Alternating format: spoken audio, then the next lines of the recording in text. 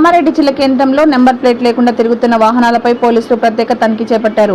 జిల్లా ఎస్పీ ఎం రాజేష్ చంద్ర ఆదేశాల మేరకు దేవునిపల్లి పోలీసులు, ట్రాఫిక్ పోలీసులు కలిసి నెంబర్ ప్లేట్లు లేని ద్విచక్ర వాహనాలను గుర్తించి చర్యలు చేపట్టారు. ఈ తనిఖీల్లో 100కు పైగా ద్విచక్ర వాహనాలను పోలీసులు స్వాధీనం చేసుకుని దేవునిపల్లి పోలీస్ స్టేషన్ కు తరలించారు. నెంబర్ ప్లేట్ లేకుండా వాహనాలు నడిపితే కఠిన చర్యలు తీసుకోవడంతో పాటు జరిమానాలు విధిస్తామని పోలీసులు వాహనదారులకు హెచ్చరించారు. అదేవిధంగా కొన్ని వాహనాలకు పోలీసుల ఆధ్వర్యంలో దగ్గరుండి నెంబర్ ప్లేట్లను అమర్చారు. వాహనదారులు తప్పనిసరిగా నిబంధనలు పాటించాలని, వాహనాలకు సరైన నెంబర్ ప్లేట్లు ఏర్పాటు చేసుకోవాలని పోలీసులు సూచించారు. ఈ ప్రత్యేక తనిఖీల్లో Devunipalli CI Sridhar Goud, SI Ranjith, SI Balareddy, traffic SI Chandrashekar Goud తో పాటు ట్రాఫిక్ సిబ్బంది పాల్గొన్నారు.